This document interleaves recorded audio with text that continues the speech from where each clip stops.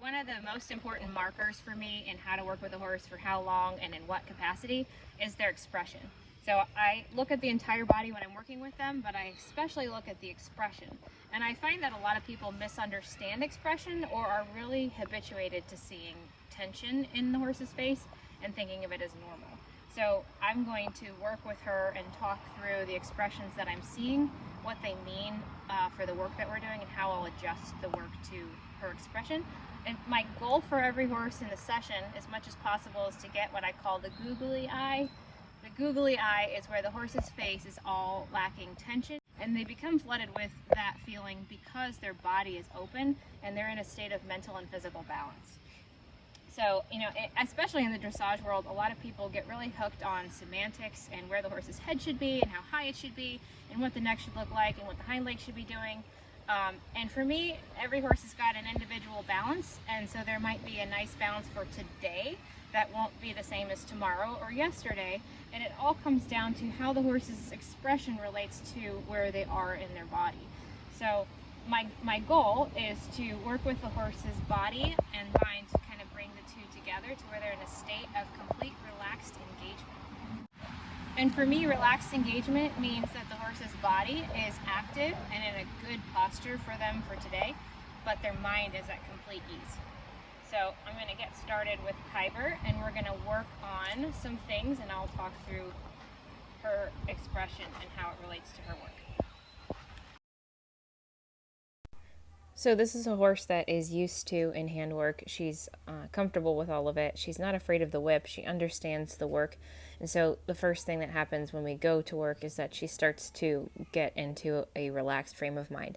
And that is a conditioned frame of mind that she has learned through many repetitions of being in-hand work where the work made her feel good. So she goes to work kind of expecting to feel good. So you can see from her eye and her neck position that she's comfortable, she's relaxed, but she's active enough that she isn't just hanging out sleeping.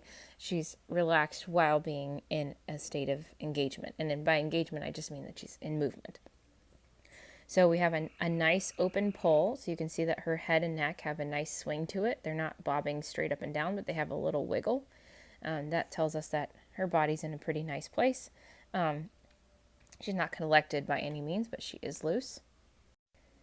And throughout the work, she gets these little blinkies. You can see her start to blink a little bit. Her nostrils are nice and open. Her jaw is nice and relaxed. So she's in a pretty good place, and she's anticipating starting to feel better. So the movement of opening her shoulders and allowing her to walk in a nice rhythm keeps her neck open. It helps her poll be open. And when her poll is open, her expression gets more soft and more comfortable because she feels so good in her body. So then she can enjoy being active because being active puts her in a state of mental relaxation. So you can see the little blinks, a nice soft floppy ear.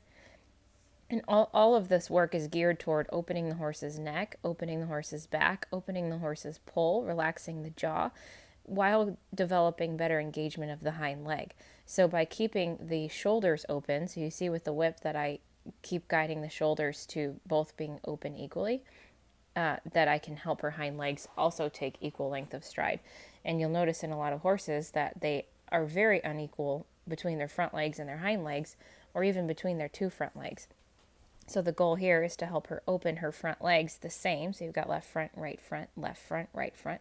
And that gives her that nice little swing that opens up her neck, that opens up her poll joint. And that's where we start to get that nice expression that she carries, where she's just really calm. Because an open poll helps the horse be in a nice, calm state of mind. And what I mean by open is that their muscles around the poll are not contracting to keep that joint space in a state of tension. So there you can see her eyes are very relaxed. She's feeling very comfortable. We've got some nice relaxed jaw movement. We've got nostrils that are taking in good breaths because a horse that is relaxed can breathe properly. When they're tense, they are not going to draw good breaths. So that's going to further create more tension. So she's just in a really nice frame of mind.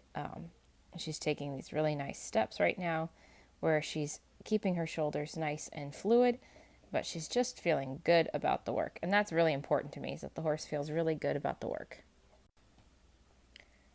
And so here I'm asking her to take nice diagonal steps into the halt. So left front, right hind, right front, left hind, left front, right hind. And that helps keep her sacrum and pole open at the same time. That brings her into a nice, relaxed place where she's very calm. Generally, we see a lot of the spookiness go away. We see a much more happy partnership develop, and we see a horse that's really happy to do the work because it just makes them feel good, and that's incredibly important to me. So this horse is carrying quite a bit more tension. She's new. So what I want for the whip to do is to loosen that shoulder and ask her to come forward.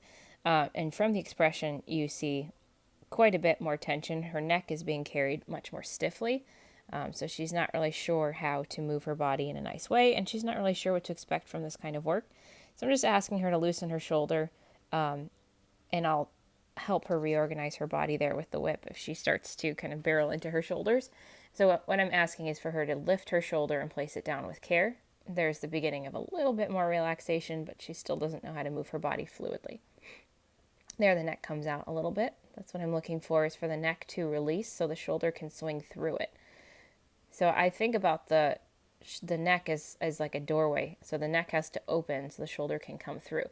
And then similarly, if the shoulder opens, then the neck opens also. You can see that she's unable to make fluid steps at this point like Kyber was. She kind of starts and then stops and then starts and then stops. But she's getting more relaxed because she's starting to get a little bit more open in her neck. So the expression almost always follows the posture. Once the horse becomes more balanced, their expression changes. So again, here I'm looking for her to be able to relax her shoulder before coming forward. We see a neck that's a little bit tight and an expression that's a little bit worried. And then, a sudden stop with a worried expression. So whenever she tightens up or loses her balance, she tends to get a little worried. And there she lost her balance. She got tight. She got worried. The expression followed. So as I get her going here, and as she starts to open her shoulders, we'll start to see her expression change. But for right now, she's not following. She's a little bit worried about how to move like this, what it is I'm asking. And here with the whip, I'm just asking her to keep her front legs relaxed, just like I did with Kyber. So to make it easier for her to understand, I'm going to change positions.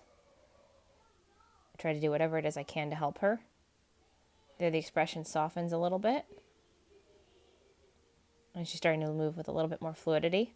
I have absolutely no problem changing things to help the horse understand.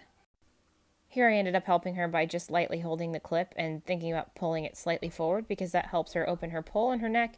And we see by the expression change that that was the solution that worked for her. Eyes are getting softer. She's getting much more comfortable. Her movement is much more fluid. And this is what ended up working for her best. So it's just a very light guidance on that clip, almost forward, because it helps her open her neck. And that's the purpose of the cavesson here. The neck is coming down. We're starting to get these little slow blinks. She's still a little anxious about the whip because she's not really sure that its purpose is to loosen her. But that's what we're teaching her in the beginning here. And then here we have a much more relaxed expression with her neck down and some blinks, a lot looser jaw. And this is a much better place for her to be in. So changing things up a few times to help her understand was important. Making sure the feel made sense to her, but mostly helping her loosen her body helped her change her expression. So the posture and the expression always follow each other. When she gets out of balance, she carries a tight expression, and when she gets in balance, she gets a lot softer in her expression. So the work here is to help her understand that everything that we do, I want her to feel good, and so then she'll show up to work like Kyber does, where she's just ready to do whatever it is we're going to do, because she knows that the objective is to feel good. And then I just end her with this little pole opening exercise, where I just lightly take the cavesson clip toward me in line with her spine, and I help her open the pole joint, so I end her on the best feeling that I can, so she gets a really nice expression.